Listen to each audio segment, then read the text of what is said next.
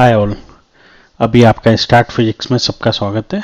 अभी हम लोग देखेंगे सबसे पहला टॉपिक 12th क्लास का सबसे पहला चैप्टर है ये आपका electric charge and field, electric static electric current. तो ये आपका जो फर्स्ट बुक का फर्स्ट चैप्टर है आपका।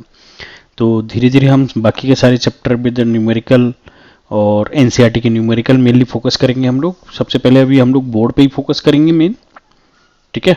तो इसमें कोई भी डाउट आता है तो फील फ्री टू पिंग, और आप मेरी इसमें लाइक लास्ट में मेल आईडी है, लाइक चैनल के साथ मैं अटैच कर दूंगा फेसबुक चैनल और मेल आईडी, तो आप कभी भी मेरे को पिंग कर सकते हैं। तो सबसे पहले हम बात करते हैं इलेक्ट्रिक चार्ज एंड फील्ड की, राइट। तो इफेक्टिवली सबसे पहले हम लोग जो पढ़ेंगे, एक्चुअली दो टाइप से पढ़ते हैं हम लोग। एक पढ़ते हैं हम लोग स्टैटिक और दूसरा हम पढ़ते हैं डायनामिक, राइट। डायनामिक और स्टैटिक हम किसको बोलते हैं? स्टैटिक मतलब जो चीज़ स्टेशनरी है, लाइक अगर ये डॉट यहाँ है तो ये टाइम के हिसाब से इसकी पोजीशन नहीं बदलेगी, राइट। दूसरी चीज़, जब भी कोई चीज़ ऐसे रखी हुई है यहाँ, इस पर कोई फोर्स लग रहा है F, उसके रेस्पेक्ट में, टाइम के रेस्पेक्ट में इसकी पोजीशन माना P1 से इसकी पोजीशन होगी P2, करेक्ट। टाइम T1 आपका लगा इस पूरे प्रोसेस में, तो उस ऑब्जेक्ट को हम लोग क्या बोलते हैं? Dynamic object. क्यों? क्योंकि उसकी पोजीशन में क्या हो रहा है? चेंज हो रहा है। तो ऐसे ही इलेक्ट्रिसिटी में हम पढ़ते हैं। अब जो चार्ज होता है, जिसको बेसिकली हम लोग इलेक्ट्रॉन बोल देते हैं, पॉजिटिव या नेगेटिव चार्ज बोलते हैं, बाकी डिटेल अभी हम पढ़ेंगे। तो वो जो चार्ज जब हमारा स्टैटिक लाइक हमारा रखा हुआ है और उसके बारे में उससे कितना इलेक्ट्रिक फील्ड जनरेट हो रहा है, उसके आसपास सराउंडिंग में कितनी इलेक्ट्रिक फ्लक्स निकल रही है, ये सब जब हम पढ़ते हैं तो वो इलेक्ट्रोस्टेट में आ जाता है, static, correct, static electric field. लेकिन जब कोई चार्ज है वो मूव कर रहा है वेलोसिटी v से, ठीक है, टाइम के रेस्पेक्ट में t में, तो हम लोग उसको डायनामिक मोशन यानी कि हम मैग्नेटिज्म में जाके पढ़ते हैं। क्यों? मैग्नेटिक फील्ड जनरेट होने लगता है उस केस में, ठीक है। तो वो दोनों सारे कंसेप्ट हम कवर करेंगे। तो सबसे पहले अभी हम यहाँ पे लाइक ये हमारा इलेक्ट्रिक चार्ज और फील्ड में हम लोग इसको static means anything that does not move और change with time, correct. Electrostatics, जो हम इलेक्ट्रोस्टेट बोलते हैं, तो वो क्या है? Electrostatics deals with the study of force F, correct, F E electric field, field like force F electric field की वजह से field, electric field E and potential, like potential को हम P भी बोल देते हैं या वोल्टेज को हम V बोल देते हैं, ठीक है ना। तो लाइक इनमें डिफरेंस क्या है, ये सारी चीजें अभी हम देखेंगे। तो अभी हम पोटेंशियल, ठीक है, arise from a static charge, मतलब स्टैटिक चार्ज आप समझ गए, लाइक जो हमारा चार्ज रुका हुआ है उस चार्ज की वजह से फोर्स कितना आएगा, लाइक अगर कोई दूसरा चार्ज है सराउंडिंग में या कुछ भी है, जहां भी हम लोग फोर्स मेजर करेंगे इसका जनरली चार्ज पे ही करेंगे, एक चार्ज से दूसरे चार्ज पे, ठीक है। और क्योंकि बाकी के तो फिर हमारा ग्रेविटेशन और वो सब आ जाता है मास की वजह से, फिर इस चार्ज की वजह से हमारा कितना इलेक्ट्रिक फील्ड जनरेट हो रहा है, ठीक है। और अगर डिफरेंस आ रहा है पॉजिटिव और नेगेटिव चार्ज में, जो पोटेंशियल डिफरेंस आ रहा है, तो वो कितना है, या फिर वोल्टेज कितना आ रहा है हमारा। तो ये सारी की सारी टॉपिक्स हम लोग इसमें स्टडी करेंगे टॉपिक वाइज, लाइक एक एक करके टॉपिक पे हम आगे बढ़ते जाएंगे और समझते जाएंगे अच्छे से। तो अब आगे बढ़ते हैं इसमें, ये सारा इस टॉपिक में हम ये सारे टॉपिक कवर करेंगे। तो सबसे पहले हम बात करते हैं इलेक्ट्रिक चार्ज की, ठीक है। तो इलेक्ट्रिक चार्ज इफेक्टिवली क्या होता है कि electric charge is a fundamental property, like एक मैटर मतलब कोई भी द्रव्यमान या कोई भी वस्तु, जैसे अभी मैं इस पेन से लिख रहा हूं यहाँ, तो ये एक मैटर, या फिर ये इस पे मैं लिख रहा हूँ बोर्ड टैप पे, तो ये अपने आप में क्या है? एक लाइक मैटर, ठीक है। तो matter that cause it to experience a force when placed in an electric field. लेकिन इलेक्ट्रिक चार्ज के रेस्पेक्ट में बात हो रही है, ठीक है। तो द्रव्यमान मास के साथ चार्ज हो जाएगा या नहीं होगा, दैट डिपेंड्स, ठीक है। मतलब मैं ये कहना चाह रहा हूं कि अगर मेरा मास m है, ठीक है, जैसे हम लोग बोल देते हैं घर में 1 किलो चावल, करेक्ट, राइस 1 kg राइस, तो उस पर चार्ज है या नहीं है? नहीं है, करेक्ट। लेकिन जब भी हम किसी इलेक्ट्रॉनिक किसी की बात करेंगे तो इसमें मास 100% होगा, ठीक है। जब भी कोई चार्ज जो आता है वो हमेशा मास के साथ आता है, लेकिन मास कभी भी चार्ज के साथ आ भी सकता है और नहीं भी आ सकता है।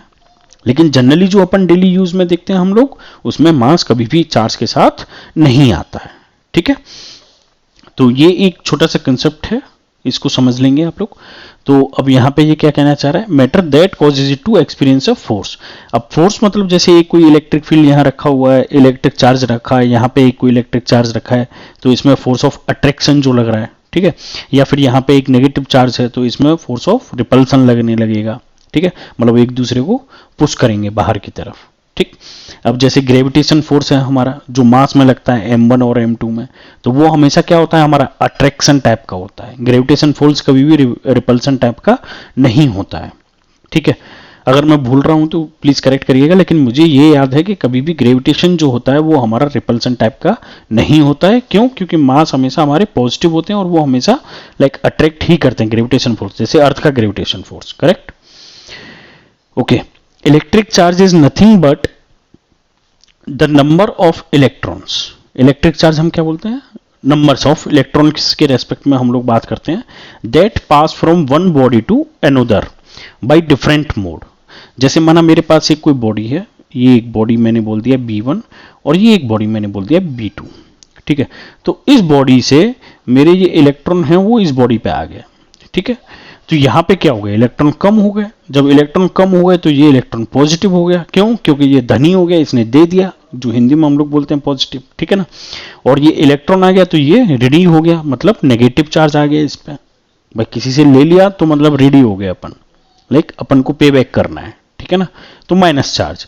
और जब दे दिया तो क्या हो गया, पॉजिटिव, उस पर है, एक्सेस में है, उसने दे दिया है, देने लायक कैपेबिलिटी है, तो इसने बॉडी से ये इलेक्ट्रॉन इधर मूव कर गए, ठीक है। Electric charge is nothing but the number of electrons, number of electron, कोई एक इलेक्ट्रॉन तो पास होता नहीं है, that pass from one body to another by different mode.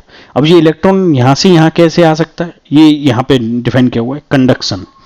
Conduction मतलब जैसे कि आपका जो वायर है, वायर में इस पोजीशन, इस पॉइंट से इस पॉइंट तक जो इलेक्ट्रॉन आपका ट्रेवल कर गया। इंडक्शन, ठीक है, इंडक्शन मतलब यहां से यहां तक ये विदाउट एनी कॉन्टेक्ट, ये आपका यहां से ट्रांसफर कर गया इलेक्ट्रॉन, ठीक है। तो इसके सबके एग्जांपल दूंगा मैं, कंडक्शन और इंडक्शन के, और अदर स्पेसिफिक मेथड, ठीक है ना। तो किसी भी एक मेथड के थ्रू इलेक्ट्रॉन एक जगह से दूसरी जगह आपका क्या हो जाए, पास हो जाए। तो आगे बढ़ते हैं हम लोग, तो उसी जगह में हम लोग, there are two types of electric charge, positive charge और नेगेटिव चार्ज। अभी अभी हम यहाँ पॉजिटिव और नेगेटिव की बात कर रहे थे, ठीक है ना। The property which differentiate the two kind of charge is called the polarity. जैसे बोल देते ना, इलेक्ट्रॉन की पोलरिटी क्या होती है, नेगेटिव, और प्रोटॉन की पॉजिटिव। तो ये जो नेगेटिव और पॉजिटिव क्या है, पोलरिटी है इनकी। तो इससे ये पता चलता है कि ये नेगेटिव चार्ज है और ये पॉजिटिव चार्ज है। The charge were name as a positive and negative by the American scientist Benjamin Franklin. ये इन्होंने दिया था नेगेटिव और पॉजिटिव चार्ज का कंसेप्ट, तो बेंजामिन फ्रैंकलिन, आपको याद रहेगा ये नाम। तो ऑल्दो आता नहीं है बट कभी कभी जीके में आ जाता है, ठीक है। Charges are present in almost every type of body. हर चीज चार्ज से बनी है, पार्टिकल से बनी है। हर पार्टिकल के अंदर आपका न्यूक्लियस होता है, इलेक्ट्रॉन्स होते हैं, प्रोटॉन्स होते हैं, ठीक है ना। Those bodies having no charge are the neutrally charge one. Neutrally charge one मतलब जैसे जिसमें चार्ज नहीं है, कोई फोर्स नहीं लग रहा है, इलेक्ट्रिक फील्ड नहीं है, ठीक है ना। जैसे आपका पेन हो गया, पेंसिल हो गई, पेपर हो गया, आप जिस पे लिख रहे हो, तो वो इलेक्ट्रिकली क्या है, न्यूट्रल है। अब इसी पेपर पे अगर आप स्केल रब कर देंगे या फिर कोई चीज जैसे हम लोग रब कर देते हैं, तो हम देखते हैं ना कि पेपर पे अट्रैक्शन और रिपल्सन फोर्स लगना चालू हो जाता है, ठीक है। तो वो क्या होने लगता है, फिर वो चार्ज होने लगता है। क्यों? क्योंकि हमने एक प्रोसेस की, हमने उसको रब किया, ठीक है ना। हम करते हैं ना कि सर के ऊपर हमने कई बार अपने जो हमारा स्केल होता है उसको हम लोग रब करते हैं, फिर देखते हैं वो पेपर के पास ले जाते हैं तो वो अट्रैक्ट करने लगता है, ठीक है। तो वो क्या है, हम फोर्सफुली उसको चार्ज बना रहे हैं, लेकिन पहले से वो क्या था, उसमें कोई चार्ज का। ऐसा क्यों हो जाता है? क्योंकि जब आप रब कर रहे होते हो तो एक बॉडी से लाइक या तो आपकी उससे बालों से इलेक्ट्रॉन्स स्केल पे मूव कर जाते हैं या फिर स्केल से बालों पे। अब किधर मूव करेंगे वो अभी हम आगे पढ़ते जाएंगे, ठीक है ना। Try to understand why material bodies acquire charge. ये वही एक्सप्लेनेशन है, ठीक है ना, क्यों मूव कर जाते हैं, कैसे। You know that all matter is made up of the atoms. सबके एटम होते हैं, सारे मैटर जो हैं हमारे एटम्स और मॉलिक्यूल्स होते हैं सब में। Although normally the materials are electrically neutral. जैसे इलेक्ट्रिकली न्यूट्रल है आपके पेन, पेपर, आपका बैग, जो भी है, लाइक आपके आसपास जितनी भी चीजें हैं, ठीक है, सब इलेक्ट्रिकली न्यूट्रल हैं। They do not contain charge but their charge are exactly balanced, ठीक है, उनका बैलेंस्ड होता है, तो तभी तो वो पॉजिटिव और नेगेटिव नहीं होते हैं। Forces that hold the molecule together, force that hold atom together in a solid, ठीक है। तो उसकी फोर्स जो है इलेक्ट्रिकली न्यूट्रल होने का क्या मतलब है कि जैसे हमारा जो हम केमिस्ट्री में पढ़ते हैं कि ये मेरा एटम है, इसमें लाइक पॉजिटिव चार्ज है और इसके सराउंडिंग में इलेक्ट्रिक चार्ज है, तो ये इनके बीच जो फोर्स लग रहा है उसकी वजह से ये क्या है, न्यूट्रल हो जाते हैं। पॉजिटिव और नेगेटिव चार्ज पूरे, अगर इस सिस्टम का मैं पूछूं कितना चार्ज है तो 0, क्यों, क्योंकि इसमें एक इलेक्ट्रॉन हो गया और एक प्रोटॉन हो गया, मेरा एक पॉजिटिव चार्ज हो गया और एक नेगेटिव चार्ज, तो टोटल सिस्टम क्या हो गया मेरा, इलेक्ट्रिकली न्यूट्रल। और जिस फोर्स से ये आपस में अट्रैक्ट हो रखे हैं, तो वो फोर्स हमारा क्या करता है, मॉलिक्यूल को होल्ड किए रहता है, कि पॉजिटिव ने इलेक्ट्रॉन को अट्रैक्ट कर रखा है अपनी तरफ, लेकिन ये इसमें मिक्स नहीं होते हैं, तो वो सारा आपका केमिस्ट्री का पार्ट हो जाता है। लेकिन यहाँ पे ये मिक्स ना होके ये एटम्स के लाइक न्यूक्लियस जिस फोर्स से इलेक्ट्रॉन को होल्ड किए रहता है, तो उसकी वजह से आपके सारे के सारे ये क्या है, नॉर्मल मटेरियल आपके इलेक्ट्रिकली न्यूट्रल हो जाते हैं। To electrifying a neutral body, अब मेरे को इसको इलेक्ट्रीफाइंग करना है, इलेक्ट्रीफाइंग मतलब पॉजिटिव और नेगेटिव चार्ज करना है। वी नीड टू ऐड और remove one kind of charge, मतलब या तो मैं इसको एक चार्ज दे दूंगा, नेगेटिव वाला दे दूंगा या पॉजिटिव वाला दे दूंगा, कोई सा भी एक दे दो या ले लो। When we say that body is charged, we always refer to this excessive charge or deficit of charge, right? मतलब deficit मतलब जैसे ये एक बॉडी थी, इसको मैंने इलेक्ट्रॉन्स दे दिए, तो इस पर बहुत सारे इलेक्ट्रॉन हो गए, ठीक है। दूसरी बॉडी है, इस पर बहुत सारे इलेक्ट्रॉन थे, मैंने इससे इलेक्ट्रॉन ले लिए, तो इफेक्टिवली इसके पास इलेक्ट्रॉन, जैसे माना पहले 10-20 इलेक्ट्रॉन थे, अब इसके पास एक इलेक्ट्रॉन बचा, तो ये हो गया डेफिशिएंसी ऑफ चार्ज, तो ये पॉजिटिवली चार्ज हो गया। लेकिन इसको इलेक्ट्रॉन दे दिए तो ये नेगेटिवली चार्ज हो गया, नॉट पॉजिटिवली, सॉरी, ये आपका नेगेटिवली चार्ज हो गया, ठीक है ना। तो या तो दे देंगे तो पॉजिटिवली चार्ज, और ले लेंगे उससे तो वो नेगेटिवली, ठीक है ना, क्योंकि हमने इसको दे दिए, नेगेटिव चार्ज दे दिए, तो ये नेगेटिवली चार्ज हो गया। यहाँ पे भाई इलेक्ट्रॉन दे दिए तो नेगेटिवली चार्ज हो गया, और हमने इससे इलेक्ट्रॉन ले लिए तो ये क्या हो गया, मेरा पॉजिटिवली चार्ज हो गया, ठीक है नहीं। तो in solid some of the electrons being less tightly bound in the atoms, they are the charge which are transfer from one body to another body, ठीक है, to the other. A body thus can charge positively by the losing some, positively charge कब होता है, जब वो electron को बाहर छोड़ देता है, ठीक है ना, losing some of its electron. Similarly a body can be charged negatively by gaining the electron. अभी जो मैंने ऊपर बताया कि लाइक इस पे मैंने इलेक्ट्रॉन्स दे दिए तो ये नेगेटिवली चार्ज हो गई, और जब इसमें से मैंने बॉडी में से इलेक्ट्रॉन ले लिए तो ये पॉजिटिवली चार्ज हो जाएगी, ठीक है ना। तो वही लाइन यहाँ पे एग्जैक्टली लिखी हुई है आपकी कि ये चार्ज एग्जैक्टली कैसे क्या ट्रांसफर हो रहे हैं हमारे, ठीक। कोई डाउट हो तो आप पूछ लीजिएगा, ठीक। The electron, the charge on electron and the proton is in the same magnitude, दोनों का सेम मैग्नीट्यूड होता है, बस पोलैरिटी क्या होती है, नेगेटिव और पॉजिटिव, विच इज 1 × 6 × 10⁻⁻19, ये 10 की पावर में नहीं गया है, ये आई डोंट नो कुछ थोड़ा सा मिस प्रिंट हो गया है यहाँ पे, 10⁻⁻19 कूलाम। ये कूलाम्स लॉ अभी हम आगे पढ़ेंगे, बट इसकी यूनिट जो होती है चार्ज की वो हमारी होती है कूलाम, जिसको हम रिप्रेजेंट करते हैं कैपिटल C से, ठीक है। The difference is only the sign that we have negative and positive, ये इलेक्ट्रॉन के लिए बोल देते हैं और ये प्रोटॉन के लिए, लेकिन ये पॉजिटिवली चार्ज बोल देते हैं हम लोग। यहाँ फिजिक्स में हम लोग प्रोटॉन ना बोल के पॉजिटिव चार्ज और नेगेटिव चार्ज में रहेंगे, ठीक है ना। The nature of charge is responsible for the force acting on the them, क्यों, क्योंकि जब दो इलेक्ट्रॉन आजू बाजू में रखे हैं तो सेम चार्ज क्या करते हैं, आपस में रिपेल करेंगे एक दूसरे को, और जब एक नेगेटिव और एक पॉजिटिव चार्ज है तो आपस में क्या करेंगे, एक दूसरे को अट्रैक्ट करेंगे, ठीक है। तो ये अभी हम आगे पढ़ेंगे, सेम पोलैरिटी के रेस्पेक्ट में वो क्या करते हैं, अट्रैक्ट और रिपेल करते हैं एक दूसरे को, ठीक है। तो वही लाइन यहाँ पे, the nature of charge responsible for the force acting on the them accordingly the direction of the flow of them, जिस डायरेक्शन में हम लोग फ्लो करते हैं, ये फोर्स लगता है उसी की वजह से तो हमारा करंट फ्लो होता है वायर में। लाइक हम लोग हमेशा जो सर्किट बनाते हैं, लाइक जैसे ये मेरा एक रेजिस्टेंस है और इस पे मैंने ये पोटेंशियल लगा दिया V, तो इसकी वजह से मेरा जो करंट फ्लो हो रहा है वो इधर फ्लो हो रहा है, ठीक है। लेकिन इफेक्टिवली आप देखो तो इलेक्ट्रॉन जो है वो मेरे इधर फ्लो हो रहा है। इलेक्ट्रॉन की डायरेक्शन हमारे करंट की डायरेक्शन आई की डायरेक्शन के अपोजिट होती है। क्यों? क्योंकि ये पोटेंशियल मेरा पॉजिटिव है, ये नेगेटिव है, तो ये रिपेल करता है यहाँ इलेक्ट्रॉन्स को।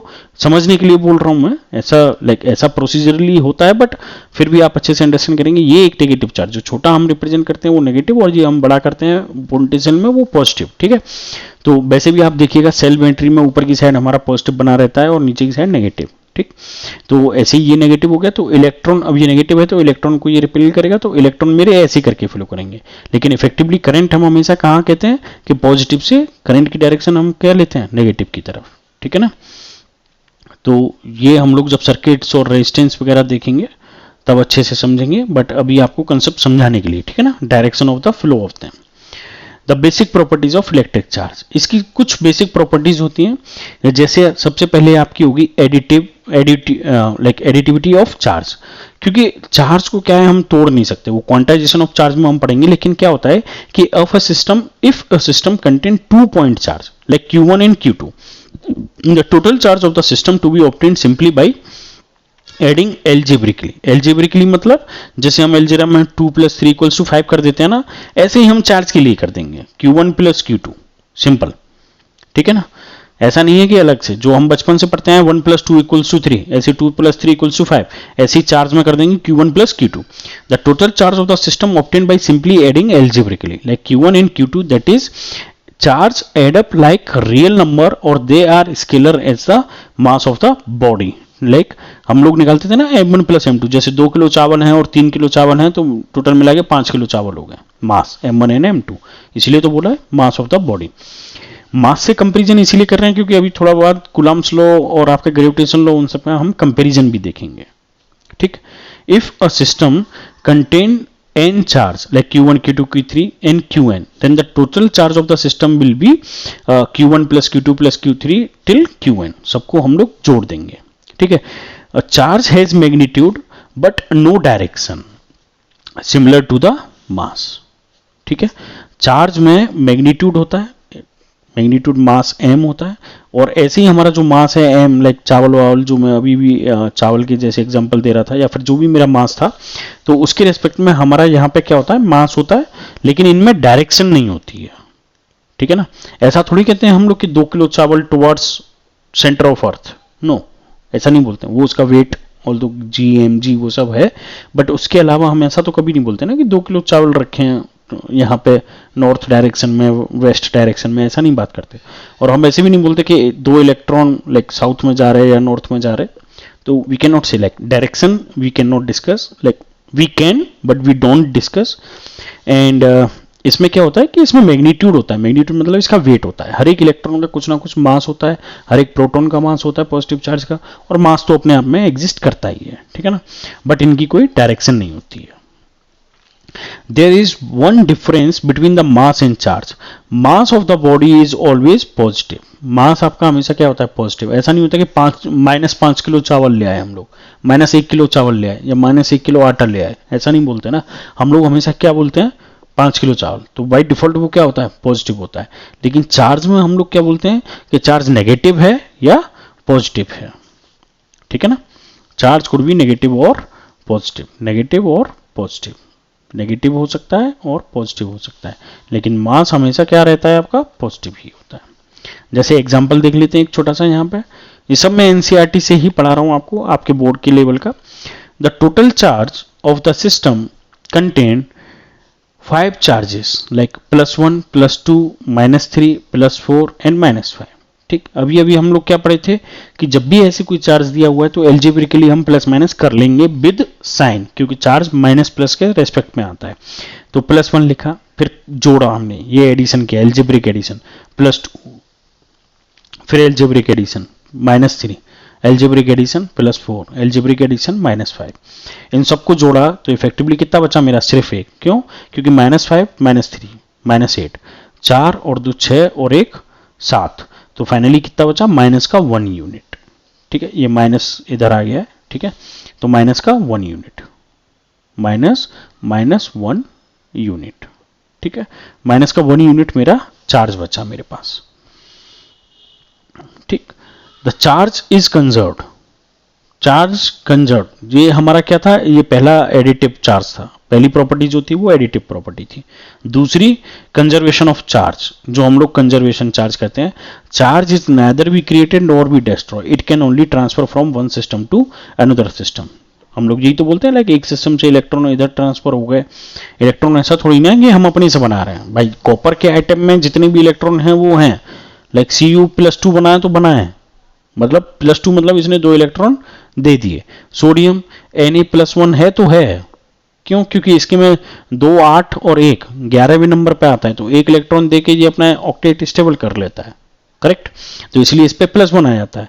ऐसे ही कॉपर आपका है, तो ये सब आपका केमिस्ट्री का है, बट कहीं ना कहीं उसमें 2 चार्ज थे तो उसने दे दिए कॉपर ने, ठीक है। आयरन है, आयरन आपका Fe+2 में भी होता है, Fe+3 में भी होता है, ठीक है, तो ये अलग अलग स्टेट्स हैं इनकी, Fe2O3 भी होता है, Fe3O4 भी होता है, ठीक है, दोनों ही होते हैं अपने पास।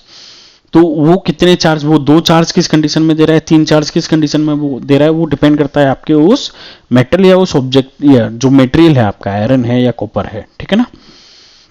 The total charge of isolated system is always a conserved. जैसे आइसोलेटेड का मतलब होता है कि लाइक सबसे अलग, एक बंद कमरे में, एक बंद बॉक्स में हमने रख दिया। आइसोलेटेड का मतलब ऐसा नहीं होता कि कुछ अलग से है, कहीं अलग एनवायरनमेंट में या अलग जगह जाके रख रहे हैं।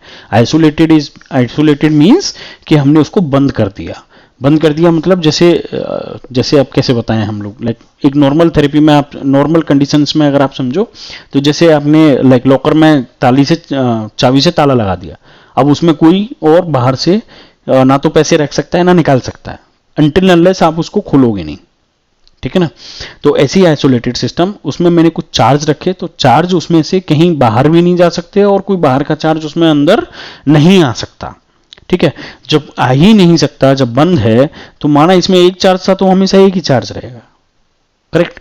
उसमें 100 चार्ज थे तो 100 ही रहेंगे, उसमें 1000 चार्ज थे तो 1000 चार्ज ही रहेंगे, अनटिल अनलेस आप उसमें कोई प्रोसेस ना करो, ठीक है। तो समझ गए ना, isolated system is always a conserved. Obvious सी बात है, कंजर्व ही रहेगा, कंजर्व मतलब वो हमेशा सेफ, जितना है उतना ही रहेगा। Sometimes nature create a charge particles, a neutron turn into a photon, photon मतलब आप देखते हो ना, फोटोसिंथेसिस होती है वहां पे, ठीक है, and an electron, and the proton and the electron thus create and have equal and opposite charge, and the total charge is 0 before and after creation.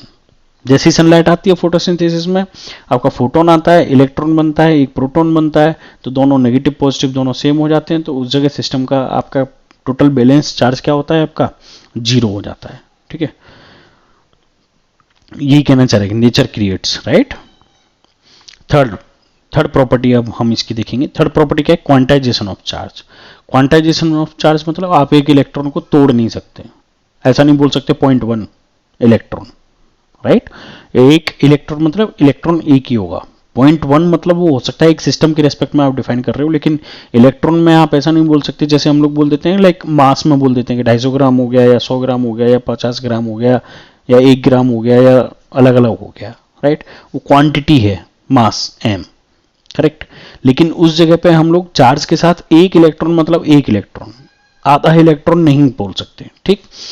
All the free charge are integer multiple of basic unit of charge denoted by E. Thus charge Q on the body is always given by Q equals to NE. N मतलब number of electrons, where N is any integer positive or negative, ठीक है, तभी तो negative और positive charge की बात होती है। This basic unit of charge is the charge that an electron और प्रोटॉन कैरीज, ठीक है। बेसिक यूनिट मतलब ये ई की बात कर रहे हैं, basic unit. By convention the charge on an electron is taken to be negative. हम इलेक्ट्रॉन पे हमेशा कन्वेंशन के रेस्पेक्ट में क्या लेते हैं, negative. And charge on electron is writing as a -E, and on a proton we always use to write as a positive E, ठीक है। The fact that electric charge is always an integer multiple of E and term as the quantization of charge Q equals to NE, ठीक। In the system, the value of the basis unit of charge E is 1.60219 into 10 to the power minus 90. लेकिन approximation में जब हम ले रहे होते हैं तो हमेशा कितना लेते हैं 1.6 into 10 to the power minus 90 coulomb. Thus, there are about 6 into 10 to the power 18 electron in a charge of minus 1 coulomb. Minus मतलब उसका चार्ज बता रहा है नेगेटिव 1 कूलम में. ठीक है ना. Q इक्वल्स टू एनी करोगे आप. ठीक है, एनी इसमें ये हो गया. तो नंबर ऑफ इलेक्ट्रॉन्स अगर आपको निकालने हैं तो डिवाइड कर दोगे आप इसको. करेक्ट. इलेक्ट्रिक का चार्ज कितना हो गया, जैसे आपको एन की वैल्यू निकालनी है, कितने नंबर हैं, तो Q जो चार्ज है वो लाइक Q तो हमने लिख दिया 1. ठीक, divided by number of electron. एक इलेक्ट्रॉन का चार्ज कितना है मेरा 10 टू द पावर माइनस 19. अब इससे आप डिवाइड करोगे तो ये वैल्यू जो आती है वो आपकी इतनी आती है 6 इंटू 10 टू द पावर 18. क्यों, क्योंकि 16 6 96 और फिर वो मल्टीप्लाई करोगे आप तो वो 10 टू द पावर 18 कन्वर्ट हो जाता है. ठीक है ना. तो 1 कूलम चार्ज में आपका कितना हो गया 1 कूलम मतलब n1. n की वैल्यू निकाल रहे हैं हम. Q इक्वल्स टू अपन ने कितना लिया 1 कूलम. तो टोटल नंबर ऑफ इलेक्ट्रॉन्स आ गए आपके यहाँ पे. n की वैल्यू निकाली हमने इलेक्ट्रॉन का चार्ज से डिवाइड करके. ठीक. The electrostatic charge of this large magnitude are seldom encountered. Seldom मतलब बहुत रेयरली एनकाउंटर्ड होता है और इवन होता ही नहीं है. क्यों, क्योंकि 1 कूलम चार्ज में इतने इलेक्ट्रॉन हो गए आपके. And hence thus we set the smaller unit 1 micro coulomb 1 nano coulomb और ये सब हम लोग यूज करते हैं. और ये ठीक है. If the proton and the electron are the only basic charge in the universe, all the observable charge must be integer multiple of E. Thus, if the body contain n1 electron and n2 proton, the total amount of charge on the body is n2 into E और n1 into minus E, क्योंकि electron हमारे minus के साथ आते हैं. तो n2 minus n1 into sign का हमको हमेशा ख्याल रखना है. दस n1 and n2 are the integer, thus the difference is also a integer. क्योंकि क्वांटाइजेशन का क्या मतलब है, डिवाइड तो कर नहीं सकते हैं. तो n1 भी आपका माना 5 हो गया और n2 आपका 10 हो गया. तो इफेक्टिवली कितना हो गया 10 माइनस 5 इंटू ई. ठीक है ना. ई माइनस और प्लस नहीं, क्योंकि माइनस प्लस हम यहाँ कंसिडर कर चुके हैं. Thus, the charge on any body is always an integer multiple of E and can be increase or decrease also in the step of E. तो अब इसके एग्जाम्पल पे आते हैं हम लोग. तो एग्जाम्पल में हमने एक एग्जाम्पल लिया हुआ है, ये भी NCERT से ही है. तो कह रहा है कि if 10 to the power 9 electron, ठीक है, 10 to the power 9 electron moves out of a body to another body every second. ठीक है, एक सेकंड में इतने इलेक्ट्रॉन क्या कर रहे हैं, मूव कर जा रहे हैं एक बॉडी से, जैसे एक बॉडी से दूसरी बॉडी की तरफ 10 टू द पावर 9. ठीक है, कह रहा है how much time is required to get the total charge of 1 coulomb on other body. ठीक है, मतलब 1 कूलम चार्ज कब हो जाएगा इस पे, इतनी स्पीड से एक सेकंड में ट्रांसफर होते रहे तो. ठीक है, तो इन 1 सेकंड इलेक्ट्रॉन कितने ट्रांसफर हो रहे हैं, इतने. ठीक है, therefore the charge given out in a 1 second, मतलब एक सेकंड में कितना चार्ज चला जाएगा. Q इक्वल्स टू एनी, जो क्वांटाइजेशन वाला हमारा फॉर्मूला था. तो हमने Q इक्वल्स टू इलेक्ट्रॉन का charge into number of electron जो एक सेकंड में जा रहे हैं हमारे. ठीक है, यही तो होता है 1.6 into 10 to the power minus 19. तो इसको मल्टीप्लाई किया तो 1.6 into 10 to the power minus 10 coulomb per second. ये coulomb per second charge transfer हो रहा है इतना. ठीक है, लेकिन हमको कितना चार्ज चाहिए 1 कूलम. ठीक, ये है 10 टू द पावर माइनस 10, लेकिन हमको सिर्फ 1 कूलम चाहिए. तो हमको अब टाइम रिक्वायर्ड निकालना है to accumulate charge of 1 coulomb, then estimated will be. तो टाइम कैसे निकलेगा, हमको 1 कूलम चाहिए Q इक्वल्स टू. ठीक है, तो क्योंकि ये पर सेकंड में है तो कूलम से कूलम जो यूनिट आपकी होती है 1 कूलम डिवाइडेड बाई जो हमारा एक सेकंड में चार्ज आ रहा है, टोटल जो हमको चार्ज चाहिए उसी के रेस्पेक्ट में तो आएगा. तो coulomb divided by coulomb per second, तो कूलम से कूलम कट गया, सेकंड ऊपर आ गया, तो टाइम सेकंड यूनिट में आ जाएगा हमारा यहाँ पे. ठीक है ना, तो ये हमारा सेकंड्स में लिखा हुआ है यहाँ पे आप देखिए. तो ये हमने डिवाइड किया, तो जब आप डिवाइड करोगे तो 6.25 इंटू 10 टू द पावर 9, क्योंकि जो ऊपर जाएगा 10 टू द पावर माइनस 10 तो ये प्लस हो जाएगा. तो ये हो गया 1/1.6 into 10 to the power minus 10. ठीक है, ये ऊपर आएगा तो 10 टू द पावर 10 हो जाएगा, ये नीचे 1.6. आप इसको लाइक पॉइंट्स में भी लिख सकते हो यहाँ पे. ठीक है नहीं, और पॉइंट्स में लिखने के बाद जब आप इसको सॉल्व करोगे तो ये 0.6 लाइक 1.6 से अगर आप डिवाइड करोगे नीचे, तो नीचे 1.6 इंटू 10⁻9 है, पॉइंट हटाया ये 100 हो गया, 6 टाइम लाइक 96, और फिर आगे आप सॉल्व करोगे तो 6.25 वैल्यू आ जाएगी आपकी, 6.25, ठीक है, इंटू 10⁻9। तो ये हो गया हमारा पर सेकंड, मतलब एक सेकंड में हम इतना टाइम इतना चार्ज अक्यूमुलेट कर पाएंगे, इतना सारा। लेकिन अब ये सेकंड है तो सेकंड को हमको किस में कन्वर्ट करना है, लाइक प्रॉपर टाइम के रेस्पेक्ट में लेना है। अब 10⁻9 सेकंड थोड़ी ना बोलते हैं। तो हमने क्या किया, 365 डेज, मतलब एक साल में 365 दिन हो गए हमारे, एक दिन में 24 घंटे हो गए, और एक घंटे में हमारी 3600 सेकंड हो गई, ठीक है। तो इससे हमने डिवाइड कर दिया, तो टोटल जो टाइम निकला हमारा वो कितना निकला, 198 ईयर्स। आप सोचिए कि एक कूलम चार्ज इकट्ठा करने में इतनी स्पीड से, मतलब एक सेकंड में इतना सारा चार्ज चला जा रहा है 10⁻9, ठीक है ना। तो फिर तब हमको 198 ईयर लग रहे हैं। Thus to collect a charge of 1 coulomb from a body from which 10⁻9 electron move out every second, we will need approximately 200 year. 1 coulomb is therefore a very large unit for many practical purpose. इसीलिए हम लोग कहते हैं कि 1 coulomb जो unit है वो अपने आप में क्या है, बहुत बड़ी यूनिट है, ठीक है नहीं। तो अब इसके बाद हम कूलम्ब्स लॉ चालू करेंगे, लेकिन कूलम्ब्स लॉ से पहले ओके थोड़ा सा कंडक्टर इंसुलेटर समझते हैं। यहाँ कंडक्टर क्या है, conductor are material that allows the free flow of electric charge, typically electrons, through them with minimal resistance. Resistance मतलब वो हमारा जो हीट रेजिस्टेंस आर जो हम पढ़ते हैं, तो मिनिमल रेजिस्टेंस के साथ जो हमारा करंट अलाउ करता है फ्लो होना। Conductor are having high number of free electron that can move easily within the material. इसीलिए हमेशा ये किसके बने होते हैं कंडक्टर्स, मेटल्स के, जैसे कॉपर हो गया, एल्यूमिनियम हो गया, गोल्ड हो गया, हमारे जो घर के वायर होते हैं। लेकिन जब हम फ्रीक्वेंसीज के साथ पढ़ रहे होते हैं, तो जैसे हाई फ्रीक्वेंसी जो आपके घर के ऊपर एंटीना लगे रहते हैं, ठीक है, उसमें करंट क्यों नहीं आता है, क्योंकि जैसे जैसे फ्रीक्वेंसी आपकी बढ़ती है तो कंडक्टर भी कैसे काम करने लगता है, इंसुलेटर की तरह काम करने लगता है। तो वो सारी चीज़ें हम लोग फ्रीक्वेंसी एनालिसिस और वो सब जो करते हैं आगे, वेव मोशंस जो पढ़ते हैं, अगर उसमें होगा तो ये पढ़ेंगे, नहीं तो आई थिंक इंजीनियरिंग में ही पढ़ाया जाता है ये सारी चीज़ें। पर ऐसी फ्रीक्वेंसीज होती हैं जब आपके मटेरियल जो हैं, कंडक्टर भी इंसुलेटर की तरह काम करने लगते हैं, ठीक है। लेकिन अभी हम यहाँ पे फ्रीक्वेंसीज की बात नहीं कर रहे हैं। हमारा जो करंट फ्लो होता है वो हमारा 50 हर्ट्ज पे फ्लो होता है, 50 to 60 हर्ट्ज, ठीक। तो बहुत कम फ्रीक्वेंसी है, तो आराम से हमारा करंट फ्लो हो जाता है इन वायर्स में, ठीक है। Insulator is an material that resist the flow of electric current, resistance बढ़ जाता है, ठीक है, जैसे हमारा प्लास्टिक वगैरह है। Insulator have a tightly bound electron and they do not move freely which prevent the flow of electric current, जैसे रबर, गिलास एंड प्लास्टिक, ठीक है नहीं। तो इस लेक्चर के लिए इतना ही काफ़ी है, नहीं तो लेक्चर काफ़ी बड़ा हो जाएगा। तो हम टुकड़ों में ऐसे ही धीरे धीरे पढ़ेंगे। अब आगे चल के हम लोग आगे कूलम्ब्स लॉ और कूलम्ब्स लॉ की प्रॉब्लम्स और प्रैक्टिस करेंगे इसके, ठीक है नहीं।